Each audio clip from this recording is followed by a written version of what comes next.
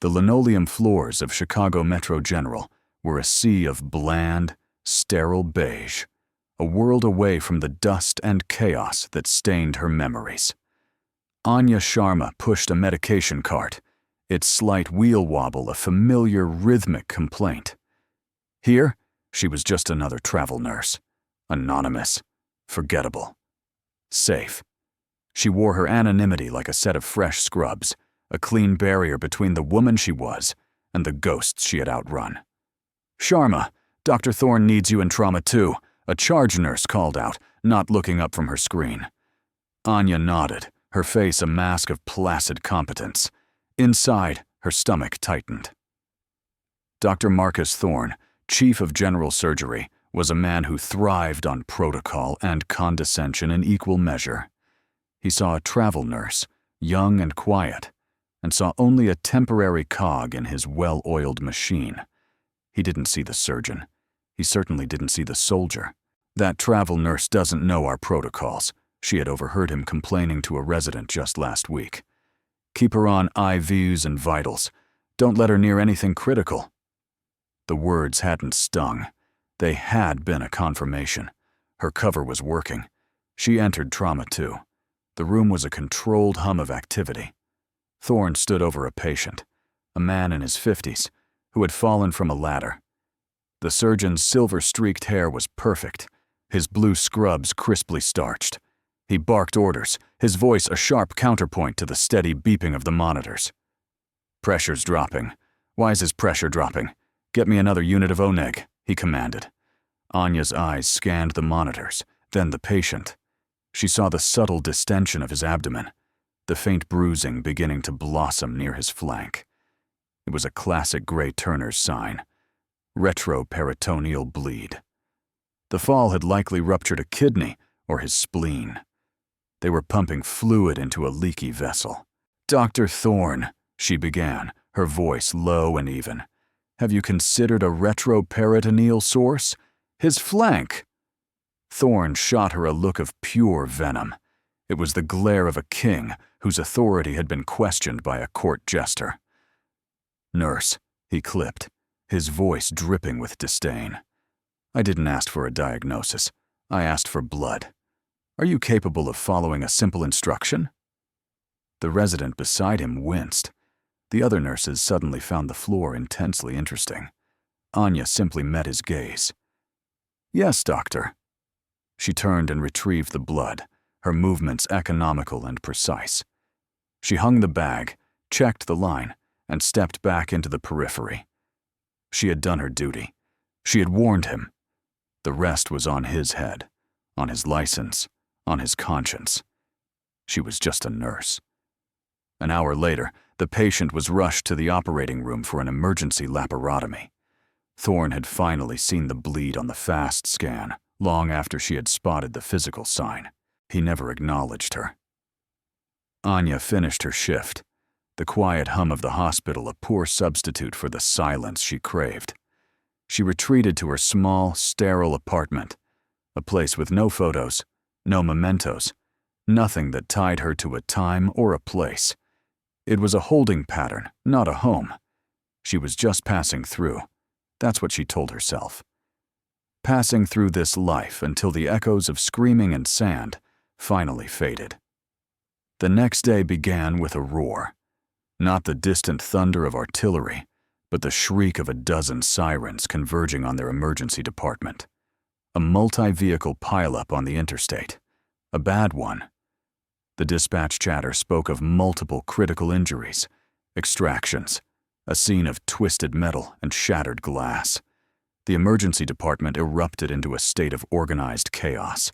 Anya moved through it like a phantom, her calm a stark contrast to the rising panic. She started lines, triaged patients, her hands steady, her mind clear. This was familiar territory, a language she understood better than polite conversation. Combat triage. The principles were the same. Red, yellow, green. Who was dying now? Who could wait? Who would be fine? Then they brought him in. He was strapped to a backboard, his uniform shredded and stained with blood and engine oil. The paramedics were bagging him, their voices strained. Male, 30s. Multiple penetrating injuries, looks like shrapnel. Unresponsive. BP is 60 over palp. Heart rate 140. Thorne was already there, taking charge. Get him into Bay 1. Massive transfusion protocol now. Let's get a chest tube in, stat! Anya was drawing blood from another patient when she saw the man's face. Her blood ran cold. The world tilted on its axis. The fluorescent lights of the emergency bay flickered, and for a heart-stopping second, she saw the blinding glare of a desert sun. Sergeant Jake Riley. Call sign, Reaper. She had last seen him covered in the dust of a Syrian village that did not officially exist, his leg mangled by an IED, a defiant grin on his face as she cinched a tourniquet so tight it should have made him scream. Now he was here, in Chicago, dying on a gurney. She felt a magnetic pull toward the trauma bay, an instinct honed in the crucible of war. She finished her task and moved, a ghost drifting through the chaos. "What do we have?" Thorne demanded, cutting away Riley's torn shirt. Multiple penetrating wounds to the chest and abdomen. "Looks like fragments from the engine block," a resident reported. Anya stood at the edge of the controlled storm, her eyes missing nothing. She didn't see engine block fragments. She saw the telltale starburst pattern of a directed charge, the kind used in sophisticated explosive devices. This wasn't a simple car crash. "I need X-ray in here now. Let's find these bleeds," Thorne ordered. "Doctor, there's no time," Anya said. "Yeah." Her voice was quiet, but it cut through the noise like a scalpel.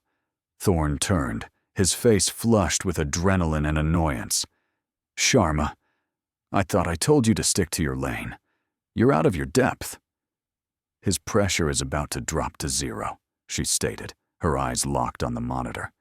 "He has a tension pneumothorax on the right and cardiac tamponade. The chest tube will relieve the pneumo, but his heart is being crushed. X-ray will be a post-mortem photograph." It was not a suggestion. It was a diagnosis, a prophecy. "That's a wild guess," Thorne scoffed, though a flicker of doubt crossed his eyes. He pointed a bloody glove at her. "Stay out of this." As if on cue, the monitor screamed, a long, continuous tone. Jake Riley's heart had stopped. "He's in PEA, starting compressions!" a resident yelled, hopping onto the gurney. Thorne's face went white. "Get me the ultrasound. I need to see the heart." "It's too late for that," Anya said, stepping forward. The entire team froze, their attention snapping from the dying patient to the quiet travel nurse. Her demeanor had shifted. The placid mask was gone, replaced by a chilling calm, an aura of absolute authority. "Stop compressions." "What? That's insane," the resident protested. "You're compressing a heart that can't fill. You're just pushing against a bag of blood," Anya explained, her voice devoid of emotion. "You're doing more harm than good." She moved to the head of the bed. She looked down at Jake Riley's ashen face. For a moment, she saw not the man, but the mission, the oath. And then, something impossible happened. Jake's eyes fluttered open, just a slit. They were hazy, unfocused, staring at the ceiling. And then they found her. Recognition dawned in their dying depths. His lips, blue and bloodless, moved. A single, raspy word escaped. A name no one in that room had ever heard. "Raven." His hand, lying limp at his side, twitched. It lifted. An inch. 2 inches. It was a colossal effort. A final act of will. He was reaching for her. Then his eyes rolled back, and his hand fell. Silence descended on the trauma bay. The only sound was the single damning note of the monitor. Every eye was on Anya. Thorne stared at her, his arrogance shattered, replaced by sheer, unadulterated shock. "What did he call you?" Anya ignored him. She stripped off her outer gloves. She turned to the terrified-looking scrub tech. Get me a thoracotomy tray. Now. The tech stared at her, then at Thorne, paralyzed by conflicting orders. Did you hear me? Anya's voice was like ice. Tray, scalpel, rib spreaders. And get the Belmont Rapid Infuser ready. We're about to run the city's blood bank dry. You can't do that, Thorne finally found his voice. You're a nurse. An emergency thoracotomy in the bay? That's reckless. That's butchery. Anya picked up a bottle of betadine. She didn't look at him. She poured it over Riley's chest, staining his pale skin a dark, muddy brown. I've performed this procedure in the back of a Blackhawk taking ground fire. I've done it in a mud hut with a headlamp and a bottle of whiskey for antiseptic, she said, her voice a low, dangerous hum. The only thing being butchered here is this man's chance of survival, while you stand there quoting protocols that were written for fender benders, not war zones. She turned her head, her gaze pinning him to the spot. He has less than 90 seconds of oxygenated blood left in his brain. You can either help me, or you can get the hell out of my way. Your choice, doctor. The scrub tech, galvanized by her certainty, slapped the tray onto the stand. Thorne stood frozen, his world tilting. The hierarchy, the rules, the very foundation of his professional life had just been demolished by a travel nurse he wouldn't have trusted to change a dressing. He looked at the flat line on the monitor. He looked at the impossible calm on Anya's face. He made a decision. Do it, he breathed. Then, louder, to the stunned team. You heard her. Move! The room exploded into motion. Anya took the scalpel. 10 blade. Her hand was rock steady. She made a sweeping incision, an anterolateral thoracotomy, from his sternum to the gurney. A gasp went through the room. It was brutally fast, brutally efficient. Metzenbombs. She dissected down through the pectoral muscle, her movements a blur of practiced economy. There was no hesitation. Every cut had a purpose. Rib spreaders. She inserted the instrument and cranked it open, exposing the thoracic cavity. The man's ribs cracked, a sound that made the junior resident gag. Inside was a storm of blood. The pericardial sac, the fibrous bag around the heart, was swollen and dark blue, stretched taut like a balloon. Tamponade, just as she'd said. Pickups and scissors, she commanded. She incised the pericardium.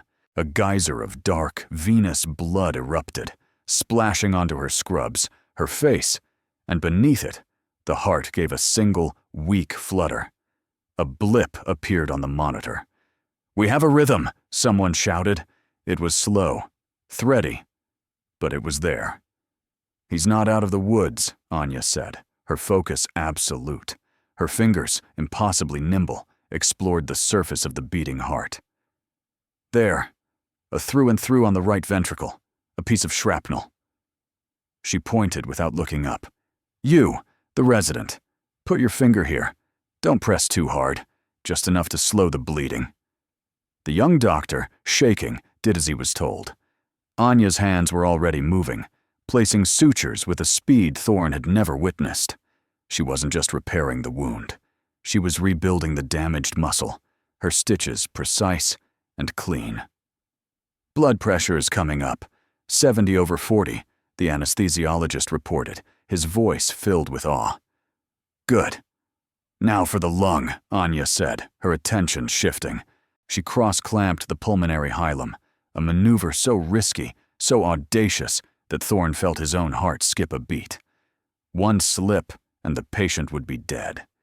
She found the bleeder, a torn intercostal artery, and ligated it. She removed the clamp. The bleeding stopped. She worked for another 10 minutes, a whirlwind of controlled, violent grace. She checked for other injuries, packed the chest, and began to close. The room was silent, save for the rhythmic beep of the monitor, now strong and steady. They were no longer watching a procedure. They were witnessing a miracle. When she was finished, she stepped back from the gurney. She was covered in blood, but her breathing was even, her expression placid. She peeled off her gloves and dropped them on the floor. "He's stable," she announced, "for now. Get him to the OR. He'll need a full washout and a more permanent repair. Dr. Thorne, he's your patient." She turned and walked out of the trauma bay, leaving a room full of stunned medical professionals and one very much alive soldier in her wake. Thorne stared after her, then at the patient on the table, whose heart was now beating with a steady, life-affirming rhythm.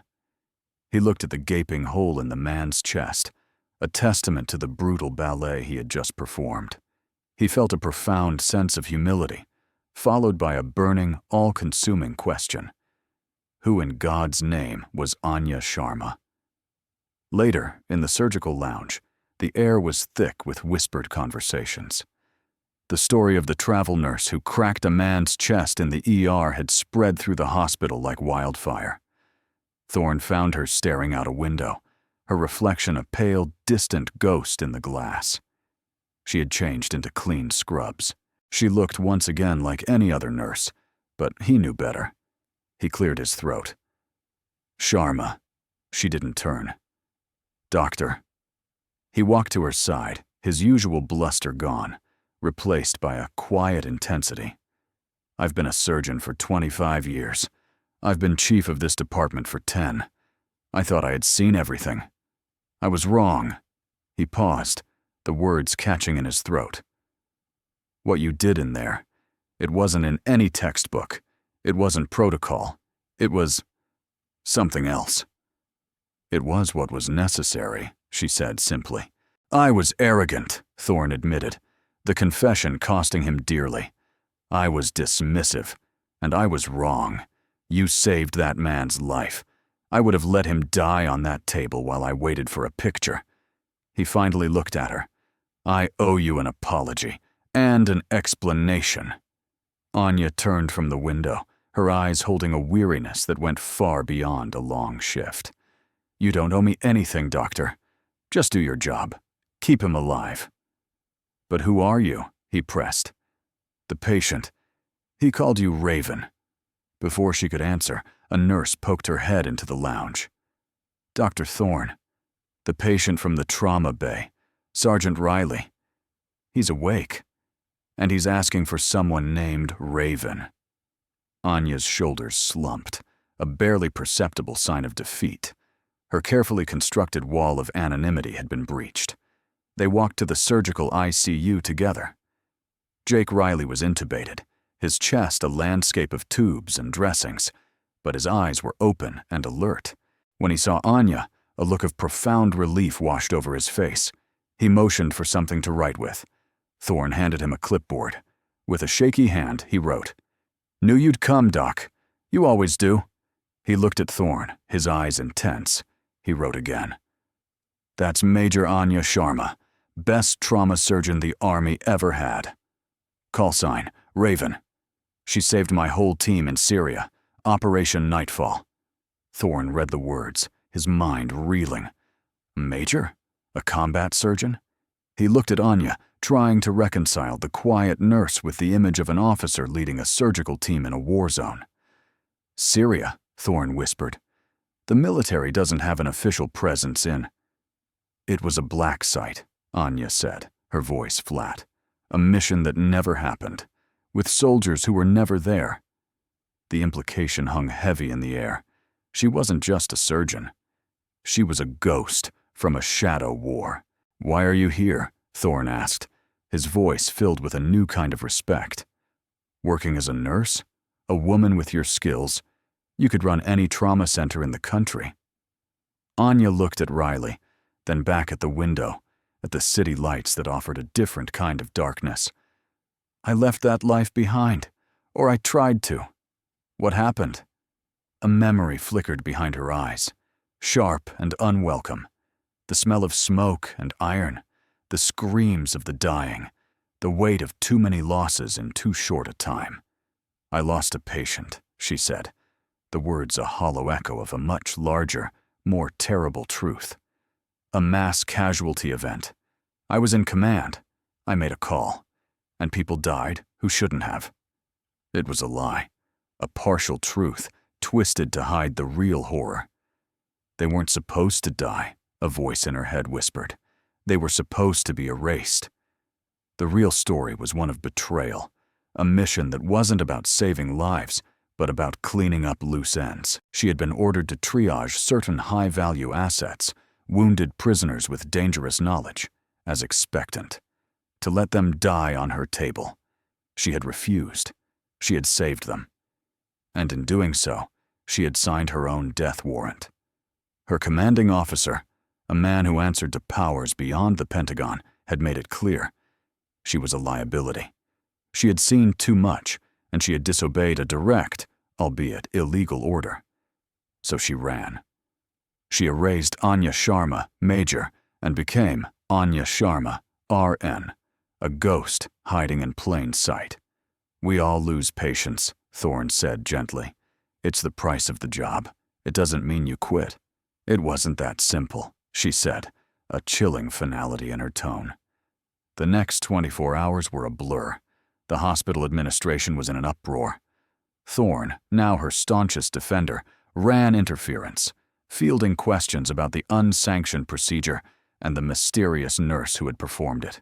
Her identity, once exposed, began to unravel at an alarming speed. The fingerprints she'd left on the surgical equipment, routinely entered into an automated system, had likely already triggered an alert in a database she couldn't afford to be in. She knew her time here was running out. She had to disappear again. She was packing her sparse belongings in her apartment that evening when her phone buzzed. It was an encrypted number, a ghost from her past. Her heart hammered against her ribs. She almost didn't answer. But she had to know. "We know where you are, Raven," a smooth, cold voice said. It was a voice that haunted her nightmares. Director Elias Vance, the man who had given the order. The architect of the mission that had broken her. He wasn't military. He was something worse. Agency. A spook who operated in the spaces between laws and morality. "Leave me alone, Vance," she said, her voice tight.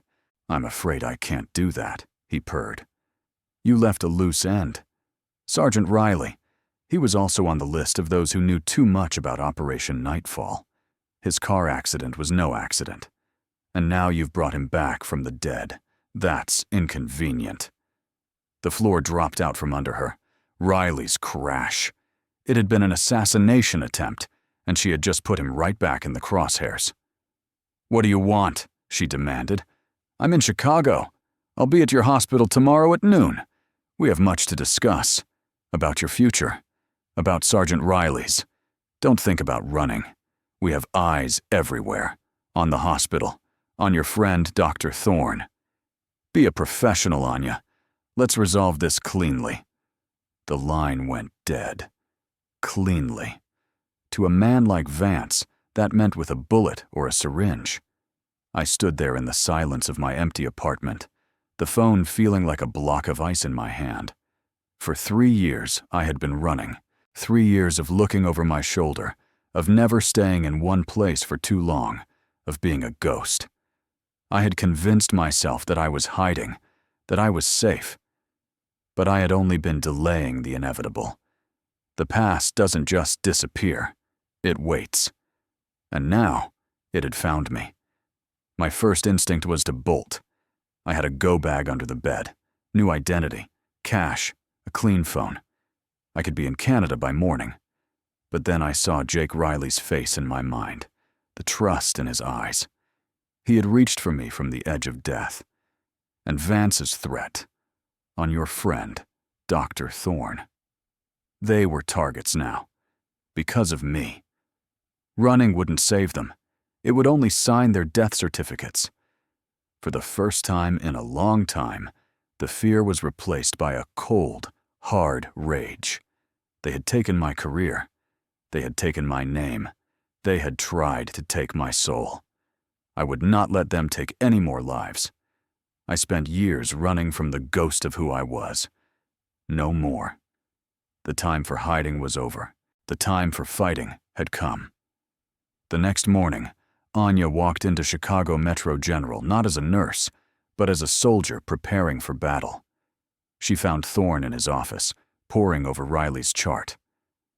"We need to talk," she said, closing the door behind her. She told him everything about Operation Nightfall, the illegal orders, the betrayal. She told him about Director Vance and his impending arrival. Thorne listened, his face growing paler with each word.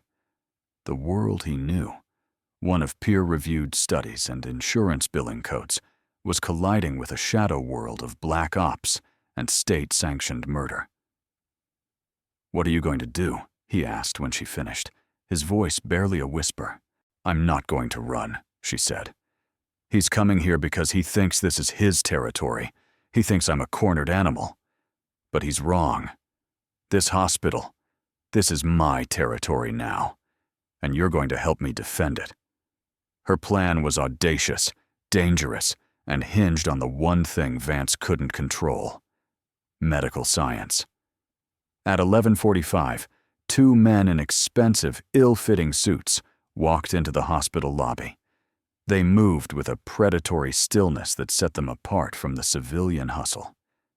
A few minutes later, Elias Vance followed. He was impeccably dressed, a man who could have been a CEO or a senator, but his eyes were cold and empty, the eyes of a shark. He and his men were met by hospital security and Dr. Thorne. "Director Vance, I presume," Thorne said, his voice surprisingly steady. "I'm Dr. Marcus Thorne, Chief of Surgery. I'm afraid we have a situation. The hospital is under a Code Silver lockdown." Vance raised a perfectly sculpted eyebrow. "A lockdown? How convenient." "A patient was brought in this morning with symptoms consistent with a highly contagious, weaponized hemorrhagic fever," Thorne lied, his delivery flawless. "We've had to isolate the entire surgical wing. For your own safety, I must insist you and your men proceed to a designated quarantine suite."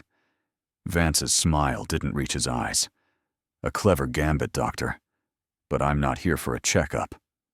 "I'm aware," Thorne said. "Major Sharma is currently in the hot zone, treating the index patient. You can't get to her, and if your men try to force their way through, they risk starting a pandemic in the middle of Chicago. I imagine your superiors wouldn't appreciate that kind of public exposure." It was a bluff, but a brilliant one. Vance was a man who operated in the shadows. The threat of a full-blown public crisis, of news vans and the CDC descending on the hospital, was the one thing he couldn't counter with force. He was trapped.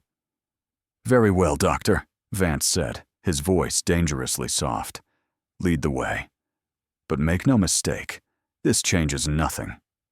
Thorne led them to an isolated ICU pod, where Anya was waiting. She was dressed in a full-body positive pressure suit, the kind used for Ebola or worse. The patient in the bed was a medical dummy, hooked up to monitors displaying terrifyingly erratic vital signs she had programmed herself. Vance stood on the other side of a thick glass wall, speaking to her through an intercom. "You've made a powerful enemy, Anya," he said, his voice tinny through the speaker. "You made me your enemy when you ordered me to become a murderer," she shot back. "That's not what a doctor does. It's not what a soldier does." "You were always so naive," Vance sighed. "This is the real world. There are no clean hands. I'm offering you a way back. Your skills are too valuable to waste playing nurse. There's a place for you in my organization, a research position, off books, total autonomy. All you have to do is help us correct the Sergeant Riley problem, a simple medical error, a potassium overdose. No one would ever know." It was the devil's bargain, her life, her career, in exchange for Jake's. "What would you have done in Dr. Sharma's position? Share your thoughts in the comments." Anya looked at the dummy in the bed, then at Vance's reflection in the glass. She thought of the oath she had taken. "First, do no harm." "My answer is no," she said. "A pity," Vance said. "Then we'll do this the hard way." He turned to his men. "Find the hospital's main server room. We'll shut down the life support systems for this entire wing. Let's see how long her principles last when all her patients start dying." But as his men turned to leave, they found their way blocked. A half-dozen uniformed Chicago police officers had appeared, weapons drawn, and standing with them was a grim-faced man in an FBI windbreaker. "Elias Vance," the FBI agent said. "You're under arrest." Vance stared, his composure finally cracking. "On what authority?" "On the authority of the United States government," the agent replied. "We received an anonymous tip, a detailed file containing evidence of an unsanctioned intelligence operation on U.S. soil, including illegal wiretaps, kidnapping, and multiple attempted assassinations. The file was quite specific.